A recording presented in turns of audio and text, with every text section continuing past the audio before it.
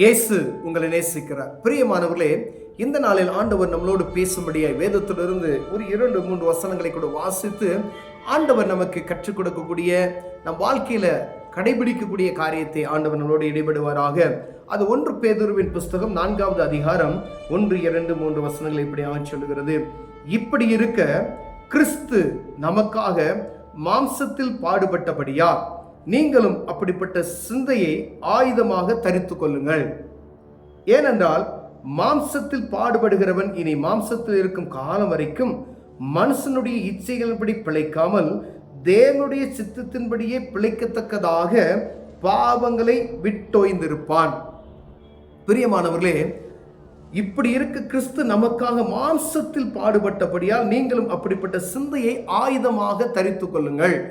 நம்முடைய ஆயுதம் என்னவென்றால், மாம்சத்தில் பாடுபட்ட ஆண்டவராக இயேசு கிறிஸ்துவின் சிந்தையை நாம் தரித்து கொள்ள வேண்டும் என்று வேதம் சொல்லுகிறது.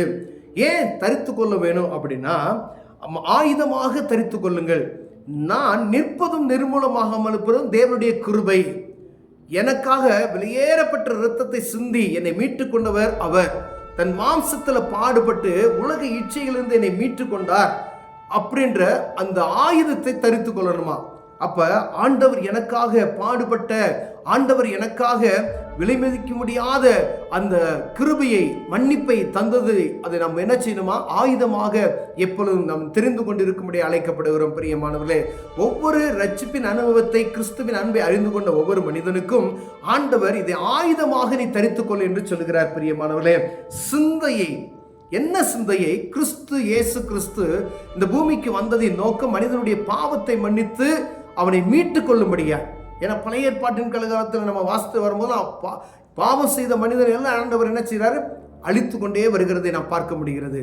அப்ப ஆண்டவர் பூமியில இறங்கி வந்ததின் நோக்கம் மனிதனை அழிப்பதற்காக அல்ல, அவனை மீட்டு கொள்ளும்படியா. இவர் எல்லாம் எனக்கு வேணும் அப்படின்றதுக்காண்டி தான் வந்தார். முற்காலத்தில் அழிக்கப்பட்டு போனார்கள். ஆண்டவராக இயேசு கிறிஸ்து அவர் வந்து பூமியில் இருக்கக்கூடிய மனிதனுடைய மீட்புக்காக வந்தார் என்பதை நாம் சிந்தையில தரித்திருக்க வேண்டும். அது ஆயுதமாய் தரித்திரு. என்ன ஆயுதம் அப்படின்னு சொன்னா, பட்டயமோ புயபலமோ அப்படிலாம் இல்லை. இயேசு கிறிஸ்துவின் இரத்தத்தினால நான் மீட்கப்பட்டு இருக்கிறேன் என்கின்ற ஆயுதத்தை நாம் ஒவ்வொருவரும் தரித்துக் கொள்ளும். ஒரு பயமான சூழ்நிலைக்கு நேராய் நீங்கள் கடந்து செல்கிறீர்கள். அந்த வேளையில கிறிஸ்துவின் ரத்தம் என்னை மீட்டு இருக்கிறது என்கின்ற அந்த ஆயுதம் உங்களிடம் இருக்கிறதா என்று பார்க்கும்படி அழைக்கப்படும். ஒரு பலவீனம் வருகிறது, அந்த பலவீனத்தை பார்த்து நீங்கள் பயந்து நடுங்கிக் கொண்டு இருக்கிறீர்கள் என்று வைத்துக் கொள்ளுங்க.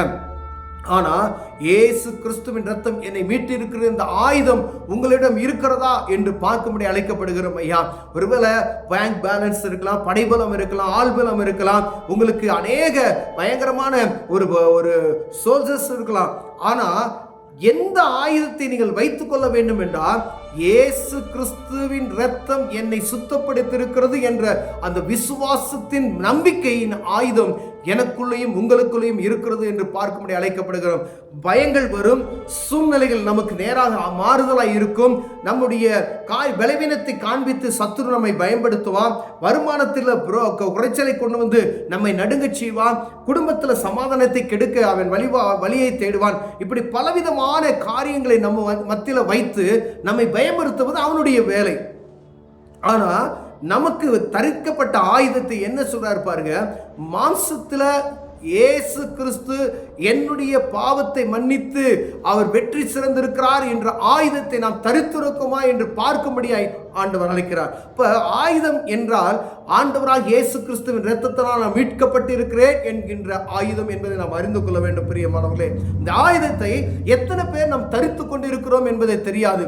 எத்தனை ஜனங்கள் தரித்தவர்கள் அந்த ஆயுதத்தை விட்டுவிட்டார்கள் என்பதை நாம் அறியும்படி அழைக்கப்படுகிறோம். எத்தனையோ பேர் ஆண்டவர் அறிந்து கொண்ட பின்பு உலகப்புறமான வாழ்க்கைக்குள் கடந்து சென்று விட்டார்கள். பிரியமானவர்களே, ஆனா ஆண்டவர் விரும்புகிறது இந்த ஆயுதத்தை எப்ப நீ தரித்து, அப்ப உங்களை ஒருவனும் தொட முடியாது. பிரியமான, உங்களுக்கு விரோதமாய் உருவாகிற எந்த ஒரு ஆயுதமும் வாய்க்காமல் போகாது. இந்த ஆயுதத்தை நீங்க கையில வச்சிருந்தீங்கன்னா எந்த ஆயுதமும் உங்களை வாய்க்காமல் போக செய்யும். ஆண்டவருடைய ஆயுதம், ஆண்டவரை சொந்த இரட்சகராய் கிறிஸ்துவின் இரத்தம் என்னை கழுவி சுத்திகரித்திற்கு மீட்கப்பட்டு இருக்கிறது என்ற ஆயுதத்தை தரித்தவர்களாய் இருக்கிறோமா என்று பாருங்கள். பாவ மன்னிப்பின் நிச்சயம், எளிமையாய் சொன்னா பாவ மன்னிப்பின் நிச்சயத்தை பெற்றிருக்கிற ஆயுதம் பிரியமானவர்களே. பாருங்க, ஏனென்றால் மாம்சத்தில் பாடுபடுகிறவன் இனி மாம்சத்திற்கும் காலம் வரைக்கும் மனுஷனுடைய இச்சைகளின்படி பிழைக்காமல் தேவனுடைய சித்தத்தின்படியே பிழைக்கத்தக்கதாக பாவங்களை விட்டு ஓய்ந்திருப்பான். பாருங்க, அவருடைய ஆயுதம் நமக்குள் வரும் பொழுது, இந்த பாவ மன்னிப்பு நிச்சயத்தை நாம் பெற்றுக்கொள்ளும் பொழுது, அவருடைய சிந்தை நமக்குள் வரும்போது, இந்த உலகத்தினுடைய இச்சையான காரியங்களுக்கு, இந்த உலகத்தில் காணப்படுகிற பாவமான காரியங்களுக்கு விட்டு ஓய்ந்திருப்பான் என்று எழுதப்பட்டிருக்கிறது பிரியமானவர்களே. அப்ப அவருடைய அன்பு நமக்குள் வரும் பொழுது, உலகத்தில் ஆண்டவருக்கு விருப்பமில்லாத எல்லா செயல்களும் நம்மை விட்டு அகன்று போகிறதை நாம் வாசிக்க முடிகிறது.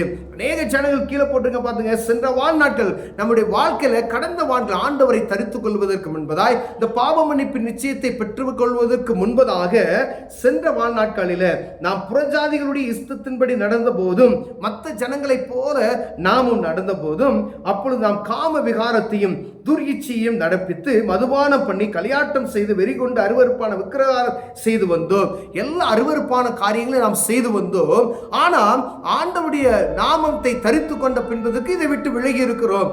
அப்ப அப்படிப்பட்டதான வாழ்க்கைக்குள்ள நம்ம கடந்து செல்லாதபடி நம்மை காக்கும்படி ஆண்டவர் விரும்புகிறார். இப்படிப்பட்டவர்களை அந்த துன்மார்க்கமான ஊழியிலே அவர்களோட கூட நீங்கள் விழாமல் இருக்கிறதுனாலே அவர்கள் ஆச்சரியப்பட்டு உங்களை தூசிக்கவும் செய்வார்கள். உலகம் பார்த்தா உங்களை பைத்தியக்காரன் கூட சொல்லுவோம், உங்களை தூசிப்போம். என்னடா ஜாலியா இருக்க வேண்டிய நேரத்தில் ஜாலியா இருக்காம நீ பாட்டுக்கு பைபிள் போயிட்டு இருக்க, பரிசுத்தம்னு சொல்ற, நன்மையான காரியங்களை உனக்கு தீமையை நினைக்கிறாங்களே அப்படி நீங்க நினைக்கலாம். ஆனா வேதத்தை அறிந்து கொண்ட ஒரு மனிதன், கிறிஸ்துவின் நாமத்தினாலே தன்னை சொந்தமாக்கி கொண்ட ஒரு மனிதன், அந்த பாவ மன்னிப்பின் நிச்சயத்தை பெற்றுக்கொண்ட ஒரு மனிதன் பிறருக்கு செய்யக்கூடிய எந்த ஒரு காரியத்தை என்ன செய்ய மாட்டான். உலகத்தில் இருக்கிற மறுக்கிற இவன் என்ன இப்படி இருக்கான் அப்படின்னு கூட சொல்லுவாங்க. ஆனா ஆண்டவருக்கும் அந்த மனிதனுக்கு மாத்திரமே தெரியும் அதனுடைய ரகசியம். பிரியமானவர்களே, உங்களுக்கும் உங்களோடு தரித்திருக்கிற ஆண்டவருக்கு தான் தெரியும். ஏன்னா ஆண்டவர் அதை தான் விரும்புகிறார். பாவம் செய்யாத, கோபம் கொள்ளாத, இச்சிக்காத, பிறருக்கு துரோகம் செய்யாத, உன்னை விரோதிக்கிறவர்கள் மீது நீ அன்பாயிரு. எவ்வளோ பெரிய பாருங்க, நமக்கு விரோதிக்கிறவங்க அன்பாயிரு அப்படின்னு சொல்றாரு. நீங்க அப்படி செஞ்சு பாருங்க, ஆண்டவர் என்ன செய்வாரு, உங்கள்கிட்ட விரோதமா இருக்கிற மனுஷன் மேல நீங்க அன்பு காட்டுனீங்கன்னா அவனே மனசு உடைஞ்சு போய் என்ன இவன் இப்படி இருக்கான் அப்படின்னு நினைச்சிருவாங்க. அப்ப ஆண்டவருடைய நாமத்தை தரித்திருக்கணும். பிதா குமாரன் பரிசுத்த ஆவி நாமத்தினாலே மூழ்கி ஞானஸ்தானம் எடுக்கணும். அதுதான் பாவ மன்னிப்பு நிச்சயம், அதுதான் ஆயுதம். பாவ மன்னிப்பு நிச்சயத்தை பெற்றுக்கொண்டு நாம் மனம் போன போக்கில் வாழக்கூடாது. அப்ப ஆயுதத்தை மழுங்க செய்து விட்டீர்கள் என்ற அர்த்தம். ஆயுதம் என்பது எப்பொழுதும் அது கருக்குள்ளதாக இருக்கும்படியே நாம் அழைக்கப்படுகிறோம். பிரியமானவர்களே, நம்முடைய ஆயுதத்தை மழுங்க பண்ணாதபடிக்கு எப்பொழுதும் தேவனுடைய சமூகத்தில் அதை பரிசுத்தமாய் வைத்துக்கொள்ள ஆண்டவர் விரும்புகிறார். அப்ப ஒவ்வொரு நாளும் ஜெபத்திலும் வேத வாசிப்பிலும் தரித்திருக்க வேண்டும். ஏதோ ரட்சிப்பின் அனுபவத்தை நான் பெற்றுக்கொண்டேன் என்று சொல்லி மாத்திரம் போய்விடாதபடிக்கு அது ஒவ்வொரு நாளும் தேவ சமூகத்தில் உட்கார்ந்து தேவ சமூகத்தில் ஜெபிக்கிறவர்களாய் காணப்பட அழைக்கப்படுகிறோம். உலக வேலைகள் இருந்தாலும் தேவ சமூகத்தில் அமர்ந்திருந்து ஒவ்வொரு நாளும் அவருடைய பிரசன்னத்தில் நிரம்பி வழிகிற பாத்திரமா இருக்கணும். நீங்க ஜெபிக்காதபடி உங்க வேலைக்கு கடந்து செல்லக்கூடாது. வேத வாசிக்க முடியாது, உங்க வேலைக்கு கடந்து செல்லக்கூடாது. உலகப்புறமான காரியத்தை எந்த காரியம் நீங்க ஆரம்பிக்க கூடாது. ஆண்டவர் சமூகத்தில் எல்லா காரியத்தையும் ஒப்புவித்து விட்டு தான் பின்பதாய் கடந்து செல்லும்படி அழைக்கப்படுகிறோம். பிரியமானவர்களே, அதுக்கு தான் சொல்றார் ஆண்டவர். கீழே எழுதப்பட்டு இருக்கிறது பாருங்க, நம்மளை பைத்தியக்காரன் என்று கூட சொல்லுவார்கள். என்ன அப்படின்னு சொல்லி தூசிப்பார்கள் என்று சொல்லப்படுகிறது. இவ்வளவுலாம் ஜாலியா மதுபானம் பண்ண மாட்டேன்றாங்க, அநேக காரியங்கள் சொல்லப்பட்டு இருக்கிறது. அப்ப ஆண்டவர் விரும்புகிறது நம் ஒவ்வொரு மனிதனும் அந்த ஆயுதத்தை, கிறிஸ்துவின் நாமத்தை தரித்து கொண்ட அந்த ஆயுதத்தை, என்மேல் ஆண்டவராக இயேசு கிறிஸ்துவின் பிரசன்னம் இருக்கிறது என்கிற ஆயுதத்தை தரித்தவர்களாய் காணப்படுகிறோமா என்று அழைக்கப்படுகிறோம். பிரியமானவர்களே, இதுல எத்தனை பேருக்கு பரிபூர்ண நம்பிக்கை ஆண்டவர் உதவி செய்வார், ஆண்டவர் என்னோடு இருக்கிறார். ஒருவேளை ஆண்டவர் ஒரு பலவீனம் இருக்கும், ஆண்டவரே எனக்கு பலவீனத்தை போக்க முடியலையே அப்படின்னு நீங்க செய்யலாம். முதல்ல நம்முடைய வாழ்க்கையை அலசி ஆராய்ந்து பார்த்து விட்டு தேவ சமூகத்துக்கும் போது ஆண்டவர் அற்புதம் செய்ய வல்லமையுள்ளவராக இருக்கிறார். எந்த ஒரு காரியம் வந்தாலும் அதில் உங்களுக்குள்ள மனசுக்குள்ள உறுத்துது அப்படின்னு சொன்னா தேவ சமூகத்துக்கு போங்க, ஆண்டவர் அர்ப்பணிங்க, ஆண்டவர் உங்களை ஆசீர்வதிக்க வல்லமையுள்ளவராக இருக்கிறார்.